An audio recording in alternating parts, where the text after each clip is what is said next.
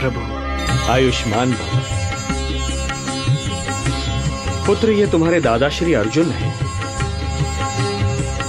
हाँ, गुप्त क्षेत्र में हम अल्प समय के लिए मिले थे। प्रणाम दादाश्री। विजयी भव पौत्र। गुरुदेव, मुझे युद्ध की सूचना मिली और मैं चला आया। हाँ वत्स, युद्ध की घोषणा हो चुकी है। अब हमें अपने पक्ष की शक्ति का विस्तार करना होगा। गुरुदेव, अब आपको चिंता करने की क्या आवश्यकता है? आपका शिष्य सिद्ध क्षेत्र से सिद्धियां प्राप्त करके लौटा है। मैं अकेला ही समस्त कौरव सेना को समाप्त कर सकता हूँ।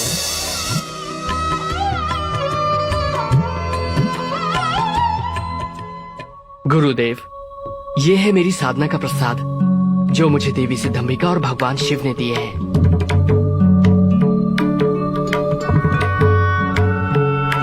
इन बाणों की विशेषता क्या है पुत्र? पहला बाण जब चलेगा तो जिन लोगों के वध की मैं कामना करूंगा, ये उन पर मृत्यु चिन्ह बना देगा। पौत्र, ये कुछ अतिशयोक्ति नहीं लगती? नहीं दादाश्री, जब ये दूसरा बाण चलेगा तो जिन जिन के शरीर पर मृत्यु चिन्ह का निशान है, ये उनका वध कर देगा। तुमने इन बाणों की कभी परीक्षा की है? अब युद्ध होने ही वाला है, परीक्षा भी हो जाएगी।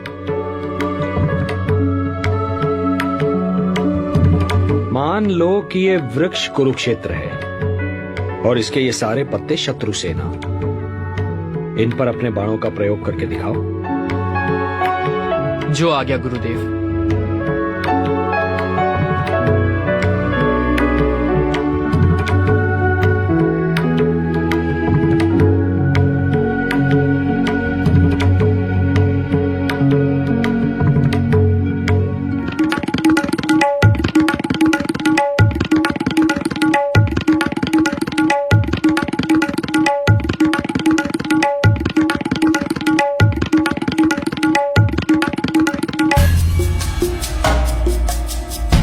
इस वृक्ष के सारे पत्ते मेरे लक्ष्य पर हैं गुरुदेव।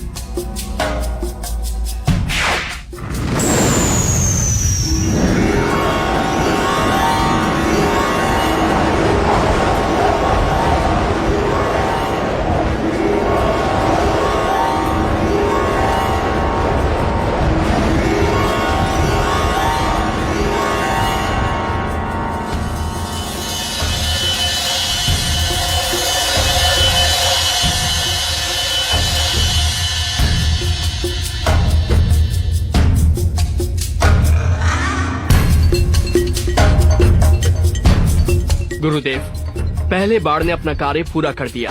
पुत्र, तुम्हें विश्वास है कि सारे पत्तों पर चिन्ह लग गए हैं? हाँ गुरुदेव।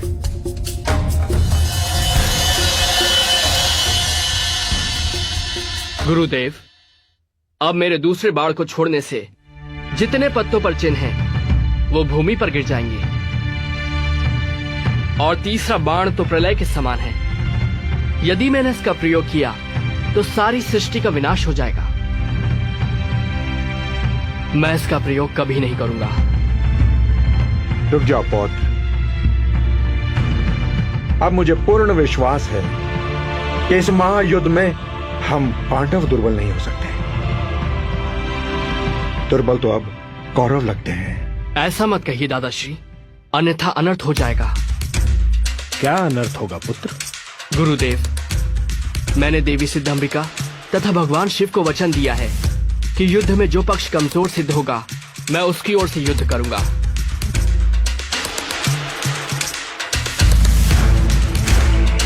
तो इसका अर्थ यह हुआ पौत्र कि बीच युद्ध में भी आप हमारे शत्रु का पक्ष ले सकते हो? हाँ दादाश्री, यदि युद्ध में कौरव पक्ष कमजोर सिद्ध हुआ तो देवी को दिए वचन के अनुसार मुझे उनकी ओर से ही युद्ध करना पड़ेगा। चलो पौत्र, विश्राम कर लो। क्षमा करें गुरुदेव, मैंने निर्णय लिया है कि युद्ध क्षेत्र से बाहर रहकर ही युद्ध देखूंगा।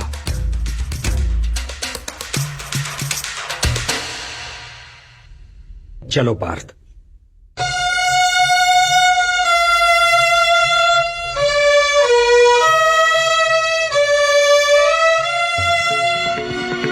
हे केशव, हे जनार्दन, इस युद्ध में तो हमारी विजय निश्चित है। निस्संदेह, किंतु जो मैं अभी सुनकर आ रहा हूं उसका अर्थ यह है कि पहले हमें पराजय की सीमा तक पहुंचना होगा, और पराजय का अर्थ है पांडवों में से 2-3 की मृत्यु और पांडव सेना का विनाश। पराजय? मैं कुछ समझा नहीं केशव। पार्थ, यदि हम कौरव सेना का नाश कर दें और विजय की ओर चलें, तो बर्बरीक अपने 2 ही बाणों से अपने विजय उल्लास को पराजय में बदल देगा। तो अब क्या करें?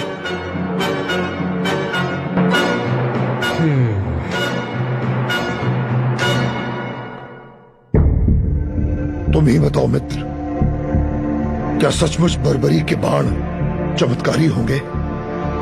अवश्य मित्र, यदि वो वाण महादेव ने स्वयं बर्बरीक को दिए हैं तो निश्चित ही वो चमत्कारी होंगे।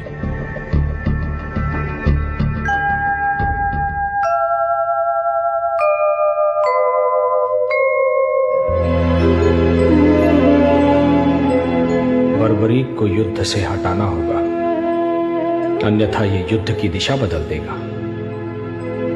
ये धर्म युद्ध है। धर्म को बचाने हेतु अब यही एक विकल्प शेष है।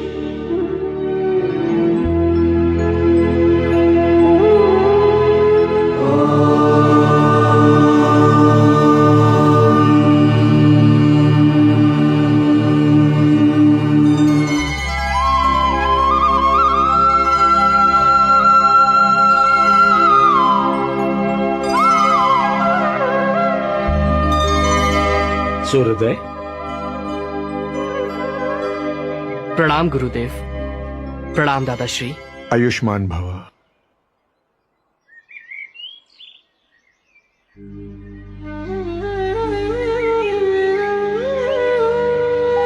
प्रभु, आप शांत क्यों हैं? क्या चिंता है आपको? पुत्र, कल से युद्ध शुरू हो जाएगा। देखें, निर्णय की ओर जाता है। मेरे होते आपको चिंता करने की कोई आवश्यकता नहीं है। यदि कौरवों के पक्ष में युद्ध जाता दिखा तो मात्र 2 क्षण में ही मैं सारे योद्धाओं को समाप्त कर दूंगा। मैं तुम्हारी शक्ति से परिचित हूं पुत्र, और यह भी जानता हूं कि तुम्हारी हम में अनन्य भक्ति है। किंतु क्या प्रभु? पुत्र, आज शुक्ल फाल्गुन द्वादशी है। आज की महिमा दुगनी हो जाती है। किंतु मुझे बताइए प्रभु, मैं आपके दिए हर आदेश का पालन करूंगा। वत्स सूर्योदय, युद्ध से पूर्व चंडी एक बलि चाहती है, और बलि उसी की चढ़ाई जाएगी जो अतुलित बलशाली होगा। इसमें चिंता किस बात की है प्रभु? चिंता इस बात की है वत्स कि इस पृथ्वी पर 3 ही ऐसे वीर हैं जिनकी बलि स्वीकार होगी। मैं, तुम या अर्जुन। नारायण नारायण। केशव,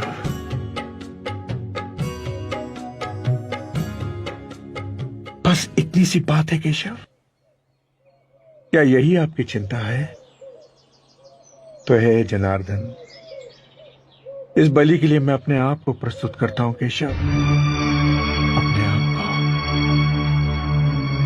तुम ये नहीं कर सकते पार्थ, ये धर्म युद्ध है। यदि एक भी पांडव कम हो जाएगा तो ये युद्ध धर्म युद्ध नहीं कहलाएगा। बस एक ही मार्ग शेष है। मैं स्वयं ही अपना बलिदान दे देता हूं। वैसे भी युद्ध ना करने की प्रतिज्ञा ली है मैंने। एक सारथी ही तो हूं तुम्हारा। नहीं केशव, नहीं। प्रभु, आप मेरे गुरु हैं, श्रेष्ठ हैं, सभी तरह से ज्येष्ठ हैं मेरे। ये अधिकार सिर्फ मेरा है, मेरा। मुझे आज्ञा दीजिए प्रभु, आपके चरणों की सौगंध खाकर कहता हूँ, आपके उद्देश्य को पूरा करने के लिए मैं अपने शीश की बलि देता हूँ।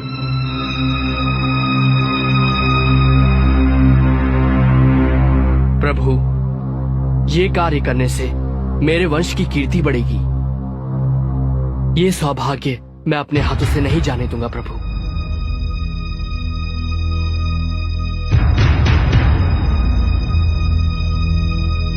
सोचिए मत प्रभु, उठाइए ये शस्त्र और मेरे शीश को धड़ से अलग करके चंडी मां को बलि चढ़ाइए। मैं ऐसा नहीं कर सकता। यदि मैंने ऐसा किया तो यह बलिदान नहीं होगा, हत्या होगी।